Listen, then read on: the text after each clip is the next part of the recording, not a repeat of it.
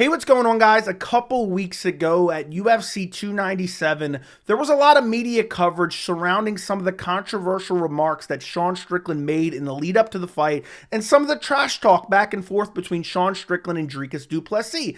And this led to some questioning of Dana White at the post-fight press conference, where Dana White went on a diatribe about free speech and basically he allows his fighters to say whatever they want.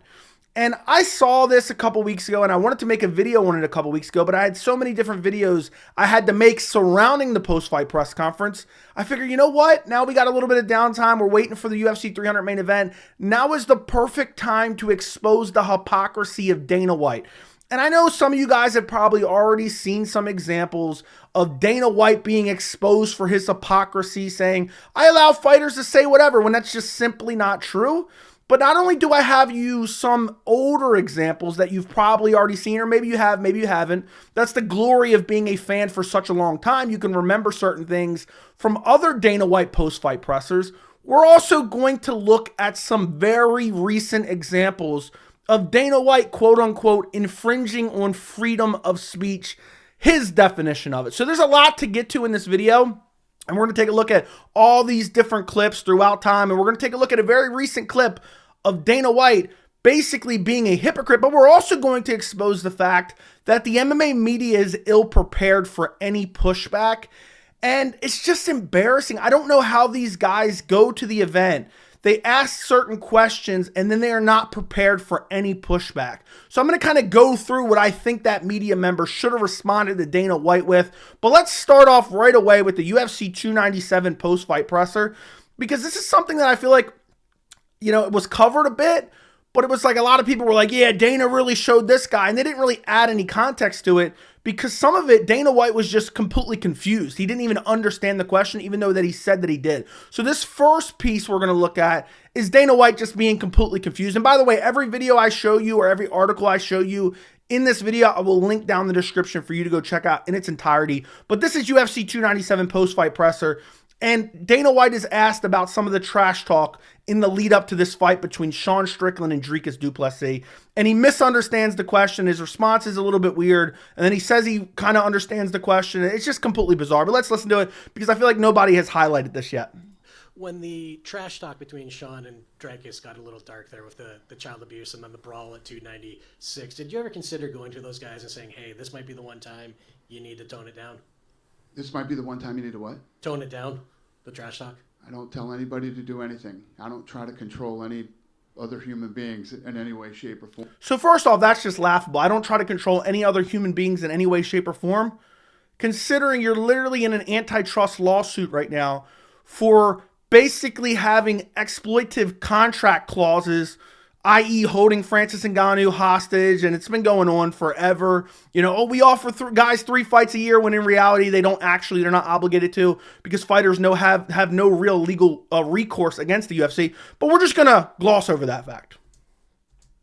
They do it this way. I say it all the time, we're in the fight business, and, you know, if you get your feelings hurt that bad, you probably shouldn't ask the type of questions when you know the answer you're going to get from Strickland. So here he's talking about the guy asking Sean Strickland about some of his remarks previously about, you know, homosexuals and whatnot. That's not even what the guy asked. Dana's kind of getting confused here. Start there. You know what I mean? If you ask him, you know who he is. And if you ask him a certain question. And the media member tries to correct him here, because what the media member's asking is, how did you feel kind of about the joking about child abuse between Dricus du Plessis and Sean Strickland? But the media member corrects him. You'll see here in a second. He was baited in that question. Well, I'm not, sorry, my mistake. Not referring to that question. Just, you know, Strickland got a little... I know what you're saying. Okay. I know what you asked me. He has no idea what he asked him, but I just wanted to highlight this. It is what it is. It's the fight business, man. Last one for me. So there you go. You hear that. Now the one that got a little bit more of more attention was a media member asking about a potential leash. That was kind of a big point of contention for Dana White. Let's listen to that. About, like, you obviously give a long leash to your fighters about, you know, what they can say when they are... Look at Dana nodding in agreement. But the second he starts to hear certain words, Dana all of a sudden is like, gets angry. He's nodding in agreement. Up there with a UFC microphone and you are getting into territory of homophobia, transphobia, like You hear that right there? Dana immediately changes his tune. Look at that shit-eating grin. is there, I don't give anybody a leash. well, By the way, Dana gets so caught up on the term leash. And I feel like everyone, like I've seen people on Twitter kind of parroting, yeah, Dana really showed him. Literally, if you Google what does long leash mean, it means you give them the freedom to do whatever they want. That's just an expression. You know, I understand Dana's like leash, but we'll listen to what he says. I'm saying A leash? like, Free speech. First off, how does this guy not say long leash is a saying that's indicative of allowing people to do what they want? And also, we're going to talk about free speech in this video, but free speech has kind of become perverted amongst pretty much everyone nowadays because free speech in the First Amendment, which also includes freedom of press, which is laughable considering Dana White doesn't allow freedom of press, free speech is being able to say what you want without being punished by the government.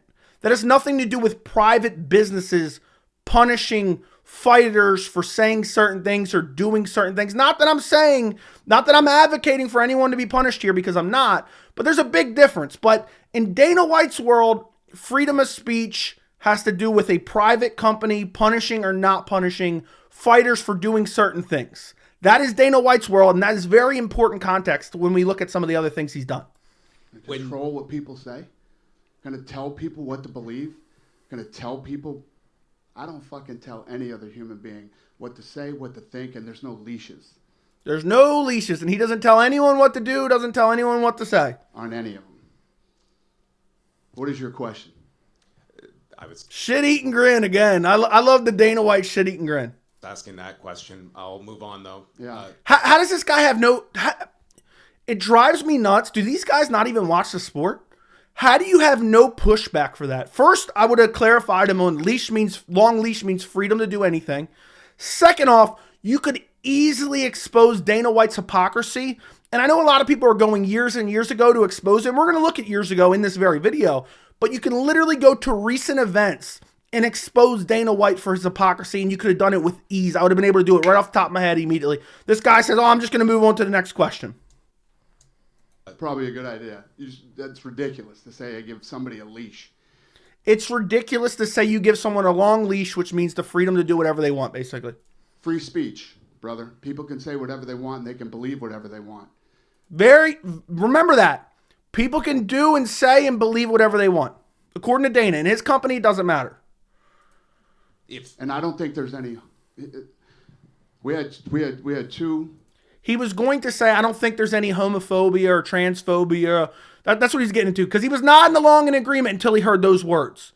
And then what he says here, when I saw it live, or when I saw it in the immediate aftermath of UFC 297, I literally laughed so hard because I don't know how somebody couldn't call this out. And I understand Dana's White. If you piss him off, he'll ban you. You know, he cares about the First Amendment so much, but not freedom of press. You know, he's going to ban you from going to the event. And this guy could have easily pushed back and he didn't. But let's listen to what Dana has to say. There's no homophobia by anyone. Gay women who fought in the co-main event. They sat on the stage with Sean Strickland. They could give a shit what Sean Strickland thinks or what he says or what his beliefs are or what his opinions are. You know what I mean? So according to Dana White, there was no homophobia because Sean Strickland sat on stage with two lesbians. Think about that logic. And that's not even true because Raquel Pennington came out and basically said, you know, I don't necessarily care what he has to say, but he is disgusting.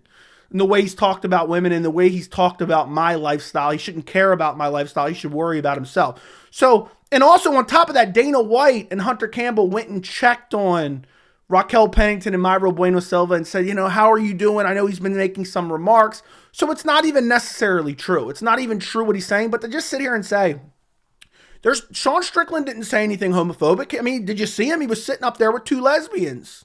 I mean, that literally doesn't make any sense. That makes absolutely no sense. But that's not the point of the video. The point of the video is Dana White says that we don't tell people what to say. We don't punish people. We don't tell people what to do. Well, let's go back and look at something that Nate Diaz did a few years back. Nate Diaz got suspended for 90 days and got a $20,000 fine for a derogatory tweet where he used a homophobic slur, by the way.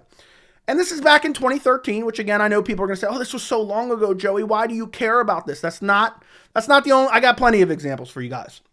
Then also we have UFC cutting Miguel Torres for a tweet. He made a joke about something I'm not even going to say. You can look up this article down in the description. You can read what's on the screen. But he makes an off-color joke, and he gets cut from the UFC for it. Now, also, Matt Mitrione made some remarks, and this is back in 2013 as well, where he made some remarks about a transgender fighter. And I'm not here to litigate, people's opinions about what's going on. I mean, this is a very complicated topic. But my point is the UFC has a history.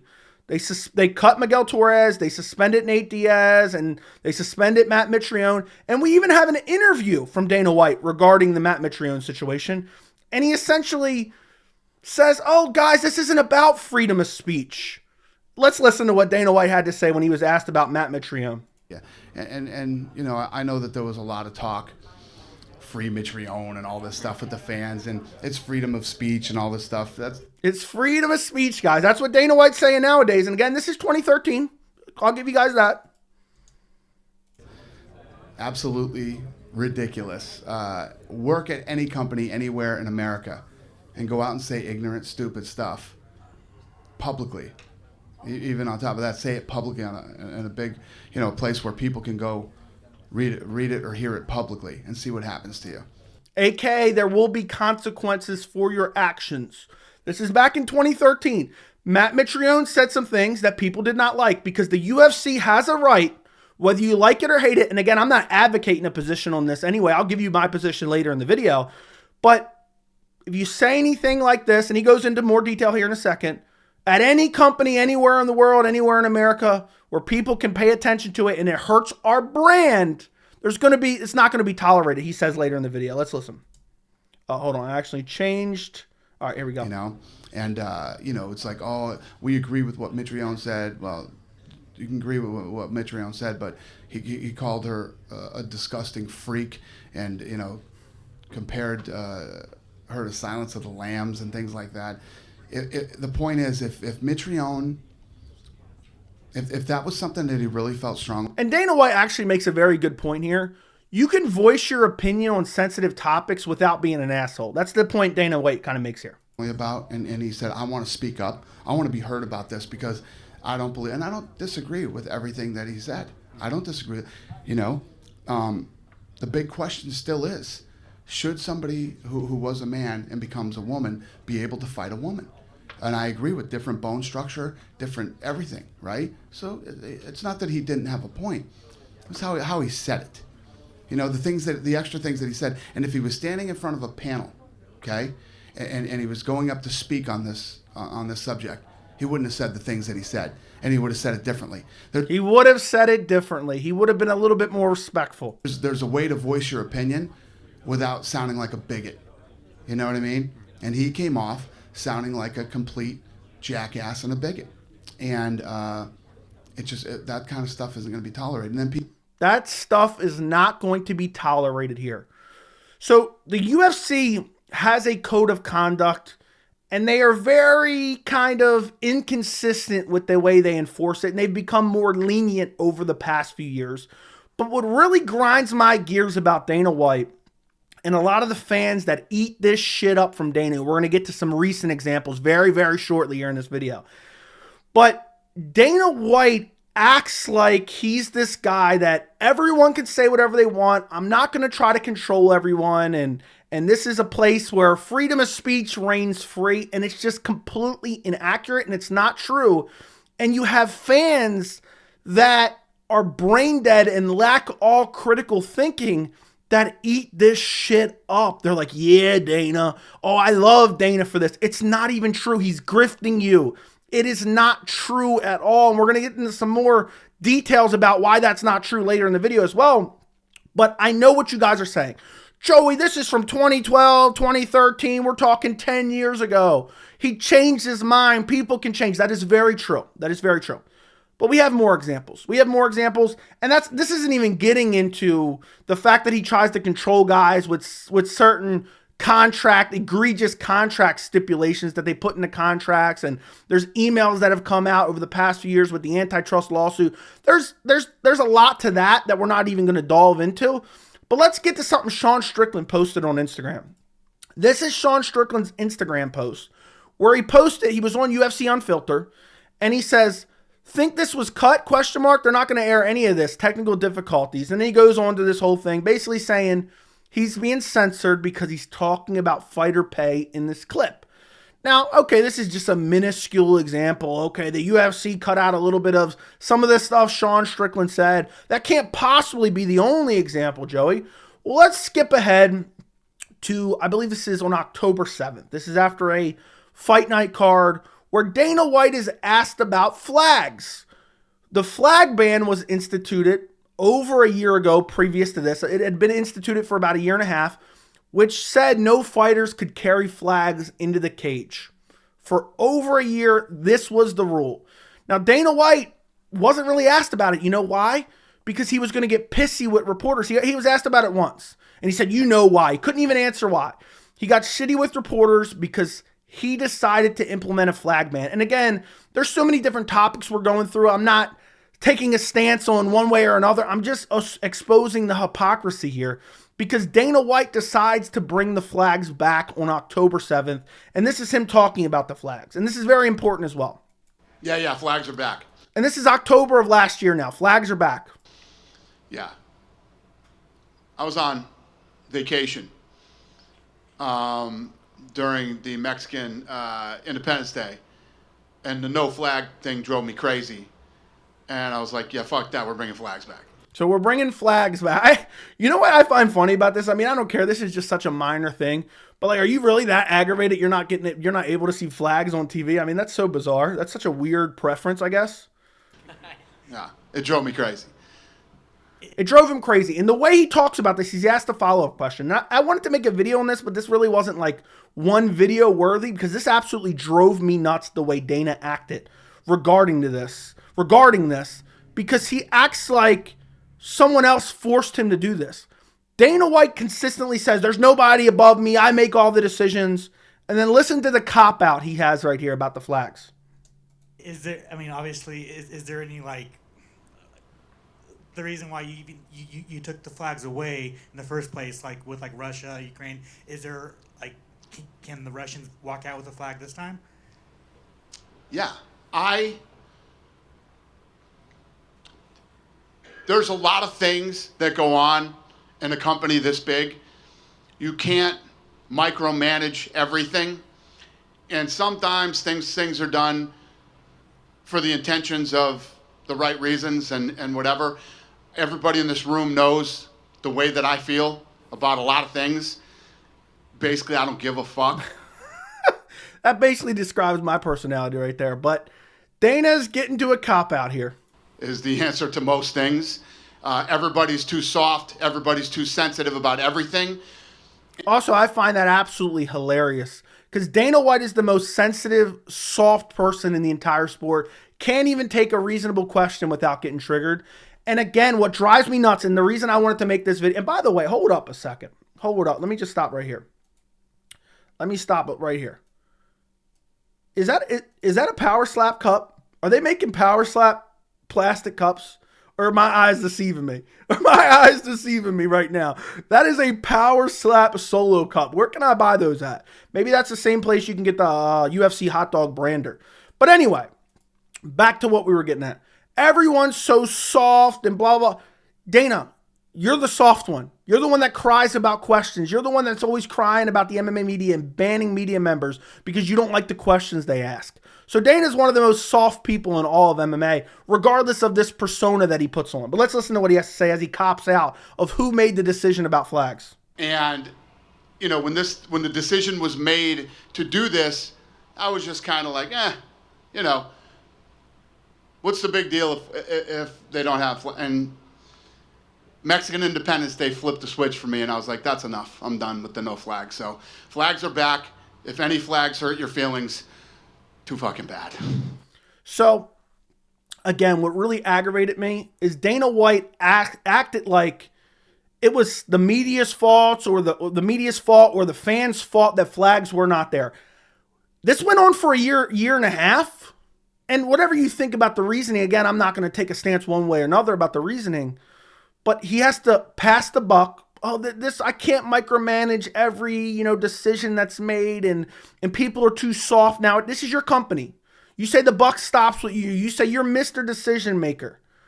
Well, that's your problem then. You're the one that banned the flags. So what really aggravated me is like Dana wanted to take a victory lap for bringing back flags when he's the one that took them away. So he acted almost like some weird supervillain came in and forced him to ban the flags.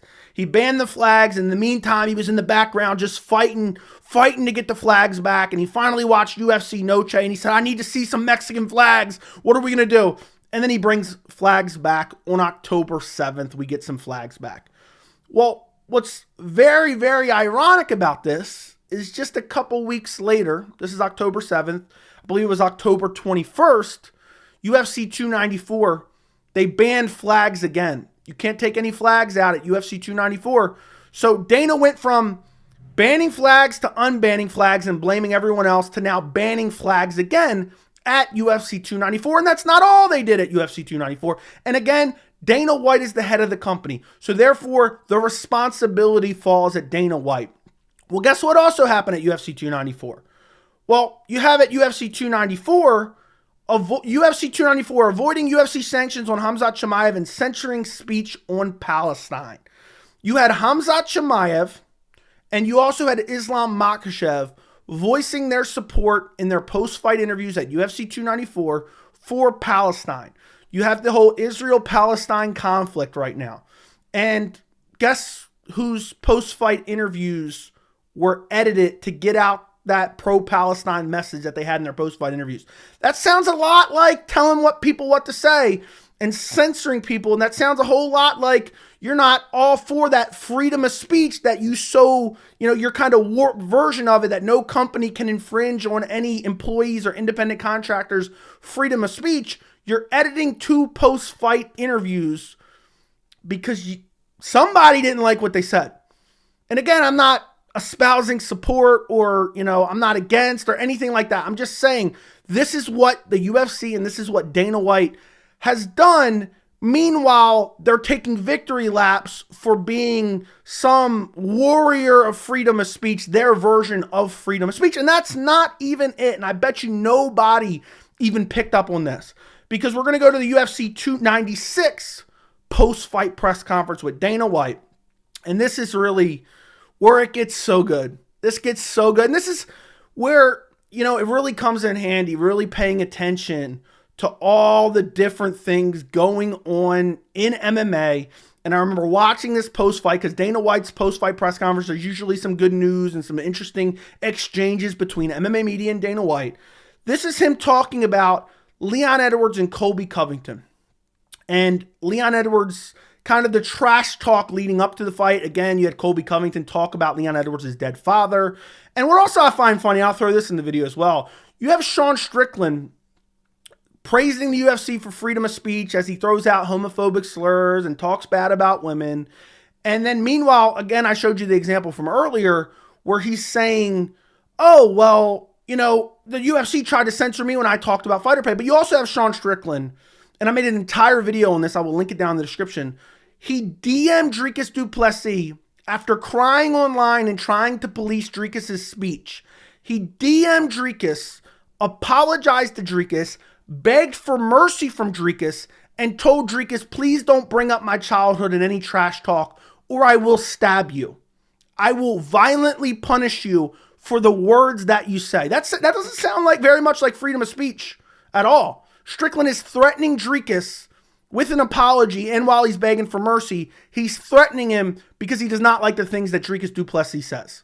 So that's even more bizarre. It's just the ultimate hypocrisy. But here you have Dana White at UFC 296. And this is just absolutely hilarious. And I bet you nobody even saw this or picked up on it. But he's talking about the trash talk between Colby and Leon Edwards. Let's listen. I know you said that we're in the fight game and people say mean things, but did anything this week bother you at all? Absolutely. Yeah. It bothered everybody, I think. Listen, what I say is true. We're in the fight games. Lots of mean things are said, and one of the things that I really don't like is family. When you start going after family and whether it's the kids, the wife. Dana White doesn't like when fighters go after other fighters' wife. If you go after your own wife in a club in Mexico at 53, that's just fine. The parents, the whatever. It's just such a nasty thing to do. But again, this is one of those sports where you say horrible things, and then 24 hours later, it That's what I like about the sport, by the way. goes down. You know what I mean? And that's why tonight you saw Leon's corners going crazy. Listen carefully. Tonight you saw Leon's corner going crazy. And I went over and said, guys, listen, you won. He went over and told them to be quiet, but listen to this part. Listen to this. I wish somebody at the 297 post-fight presser could have called him out on this. You won in the most dominant possible way to win. Yeah, he did dominate Colby Covington. Colby Covington's making up fake injuries and crying in interviews saying he was robbed. What an embarrassment Colby Covington is. But let's listen to what Dana White says here. Listen very carefully. Wrestled, struck.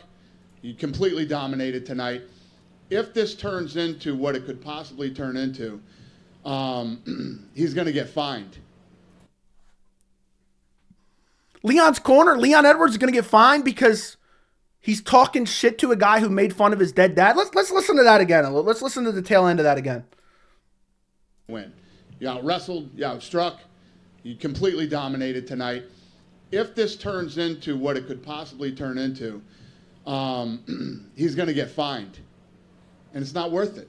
He's going to get fined if this turns into what it could possibly turn into. I'm assuming he means Leon Edwards in his corner constantly verbally going after Colby Covington at the arena, backstage, whatever it may be. He's going to get fined. So Colby Covington, the ultimate, politician nut hugger, is allowed to talk crap in the lead up to a fight that sells pay-per-views, talk about someone's deceased father in a negative light. But the second the winning fighter now wants to shit on them and dunk on them for the way they acted, the disrespectful manner that they acted, all of a sudden, you and your corner are going to get fined. That's what Dana White has to say. So it's just, it's the ultimate hypocrisy from Dana in the UFC. And it's like, there's so many examples that you can go through.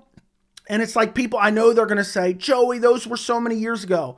Well, talk about the flags, talk about the post-fight interviews that were edited, talk about him threatening to fine Leon Edwards. It's just, Dana White is the ultimate hypocrite. And my true beliefs behind this is, I think the majority, for the most part, every fighter, every athlete should be able to say, for the most part, whatever they want to say. But at the bare minimum, when people say really crappy things, really shitty things to people about their families, about their sexual orientation, about their race, about their religion, at the bare minimum, I don't think it's that much to just condemn it and say, this is despicable, this is disgusting. We don't have to fire them. We don't even have to fine them like you've done in the past. I kind of like that we have a sport where people can say certain things, and at the end of the day, they can pay for them in the cage. That's what I love about the sport. Even though I'm not big on trash talk in the WWE style, I like that they get to pay for it in the cage, and it makes the sport interesting. But at the bare minimum, when you're trashing people for their, religion, i.e. Conor McGregor talking about Khabib Nurmagomedov's religion and his wife, talking about his dad passing away, I think at the bare minimum, it's not that much to ask for Dana White to come out and say, look, I don't necessarily support this, which he has done. He said, I don't necessarily agree with this. He said it about Sean Strickland. I don't agree with it, but we're not going to police it. But to condemn it, I don't think it's that big of a deal. And Dana White's done a little bit of that. But I think truly what's going on here is Dana White used to be trying to appeal to the mainstream when he's selling the company and when he's signing the big ESPN deal.